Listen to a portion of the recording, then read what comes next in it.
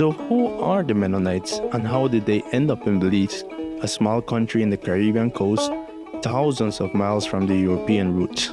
To understand that, we have to start almost 500 years ago in the Low Countries of Europe in the 1500s. Ain't got no use for little red rocking chair.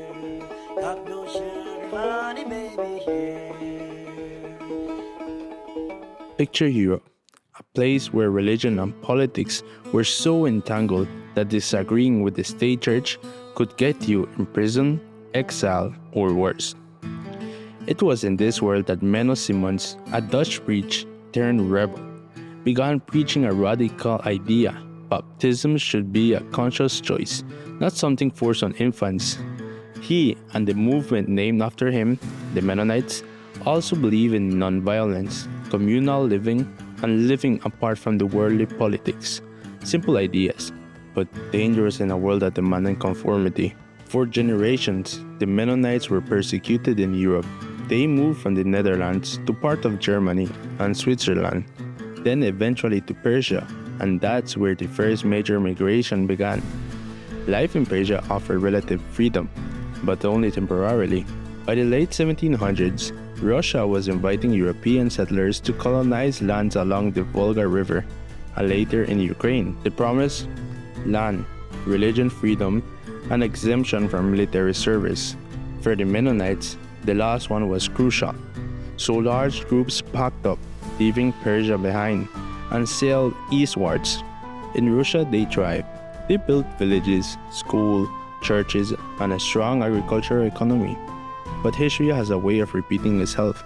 By the late 1800s, Russian government began threatening their privileges. Schools were forced to teach in Russian, and the military exemption were the jeopardy. The Mennonites, ever conscious of preserving their way of life, started looking for a new home. Some went to Canada, settling in Manitoba and Saskatchewan. These Russian Mennonites, a term that sounds confusing, but basically means German-speaking Mennonites who had lived in Russia, built vibrant communities, maintaining their languages, culture, and farming traditions. But the story doesn't end in Canada. Around the early 20th century, the Mexican government invited Mennonites to settle in northern Mexico, offering their land and autonomy. Many Canadian Mennonites moved south, establishing colonies in Chihuahua and Durango. Life was good: fertile land, freedom to run their schools, exemption from military service, and enough distance from government interference to maintain their traditions. Fast forward to 1950s. Mexico began implementing educational reforms and regulations that worried more the conservative Mennonite communities. Questions about compulsory education, social security, and government oversight loomed large. And then they heard about Belize, still British Honduras, a sparsely populated territory with land available for farming and a government willing to respect their way of life. In 1957, representatives from the Mennonite communities visited Belize. The negotiation was simple: land, autonomy, and freedom to preserve their schools, languages, and religious practices. The Belizean government, eager to develop agriculture in remote areas, welcomed them. By 1958, the first wave arrived.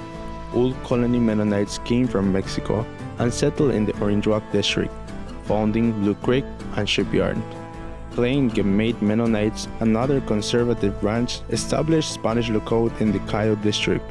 Shortly after, other families founded Little Belize in Corozal district. These settlements were not just communities. They were experiments in maintaining centuries-old traditions in a brand new land. Life in Belize was challenging. The terrain was dense jungle, roads were minimal. But Mennonites were skilled farmers and they quickly transformed the land, using horse-drawn plows and the age-old farming techniques.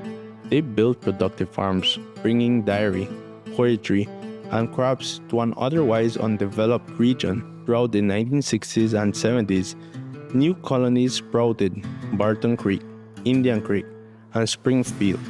Each colony had its own rules about dress, schooling, and technology.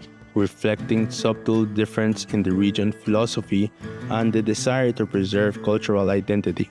Hurricane Hati in 1961 tested the resilience of the settlers. Some communities faced destruction and they rebuilt it, staying true to their commitment and to live separately and according to their principles. By the late 20th century, Mennonites in Belize had become central to the country's agricultural economy. They were responsible for producing a significant portion of Belize's poultry, eggs, and dairy.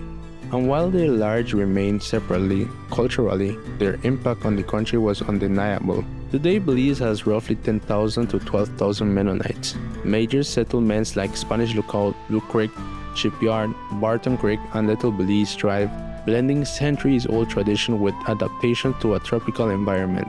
Some communities embrace more modern technology, and others remain strictly horse and buggy, rejecting electricity and motor vehicles. But across all communities, the focus remains faith, family, and a self-sufficient living. So when you drive through the fields of Belize, see the tending crops, or taste the fresh dairy products, you will witness a living history, one that traveled from Europe to Russia to Mexico and finally to the Caribbean coast of Central America. It's a story about survival, faith, and the strange paths people take when they're trying to preserve a way of life.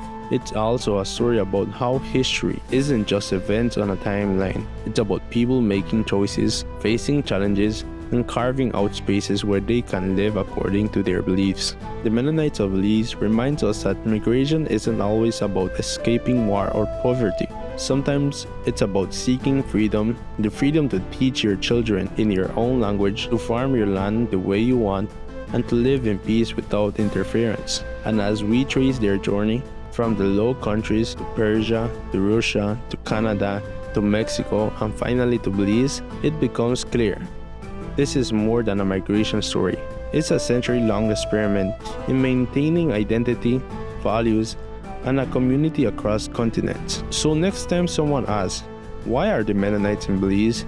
You can answer, because they were looking for a place where they can be themselves, and they found it. And in doing so, they changed the landscape, literally and culturally, of an entire country. The Mennonite story in Belize isn't just history. It's a testament to the human desire of autonomy, community, and faith. It's about persistence, adaptations, and the strange, beautiful ways culture travels across the world. And in Belize, their legacy is everywhere, in the fields, in the farms, and the communities that thrive quietly, steadfastly, and largely unnoticed by the rest of the world. History is full of journey. Some are easy, some are difficult, but the journey of the Mennonites to Belize reminds us that the longest journey are the ones that shape entire nations.